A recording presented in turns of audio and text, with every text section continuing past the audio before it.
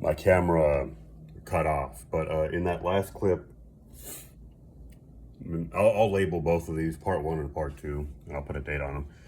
In that last clip, I was saying, social media, just like the internet as a whole, begins as a relatively harmless tool. And I mentioned, how tools can all become dangerous,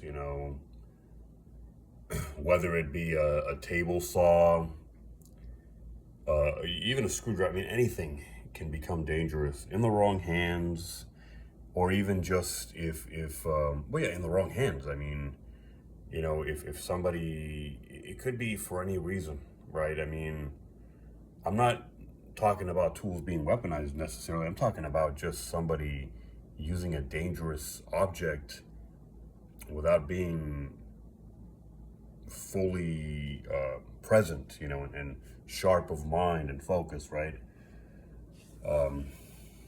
And as I was saying, right, social media, the internet, they can become, and they do become dangerous. And the point I was trying to make was, originally I was talking about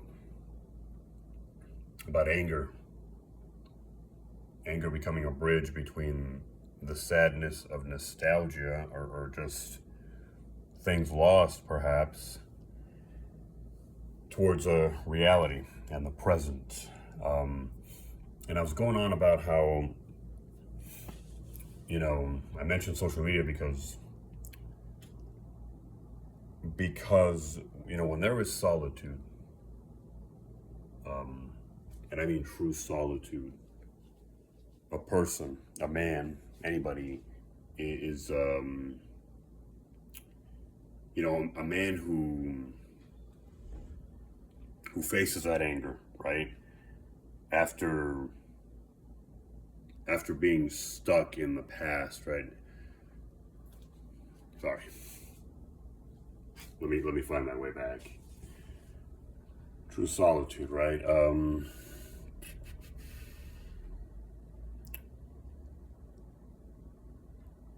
Okay, so that anger, right?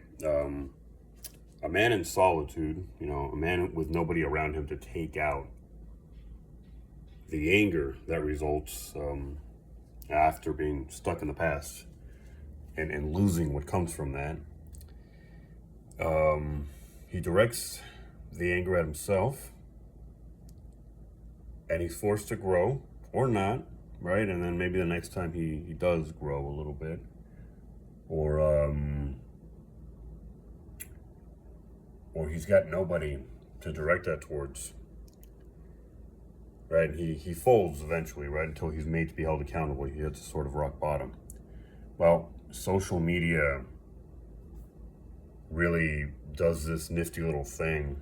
Social media really puts a clamp on all that, in the sense that true solitude no longer exists. If you're feeling angry, you can unleash that on the world. And I want to explain why that's a problem, right? Anger directed inwardly can force growth, can force change. Not always. Sometimes it does damage with nothing to be gained, but eventually, we all learn from our scrapes and falls, and we make mistakes, and eventually we learn the right process, right? If we're allowed to, if we're not coddled. Same goes, right, for if you are truly in a state of solitude, and you don't choose to direct your anger at yourself, you're gonna in some way pay the price. You're gonna eventually hit that rock bottom. You're gonna your life just isn't gonna go in the direction that you'd like it to. You're always being held accountable in some way, shape, or form. Even ask anybody living on the street. I mean, even they are held to some standard. They're held accountable in some way by society as a whole. And I won't get into that because I don't want to drag this on, but we all are, even if we don't see it.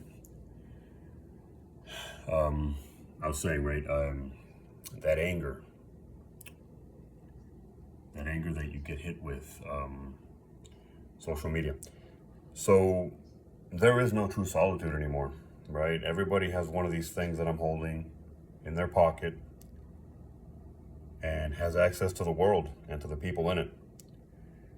So if you're angry, you get to share it with the world, and you get to create these little pockets of toxicity, because you will find people who think like you, and you will create little groups, and you will agree with one another, and these things tend to grow.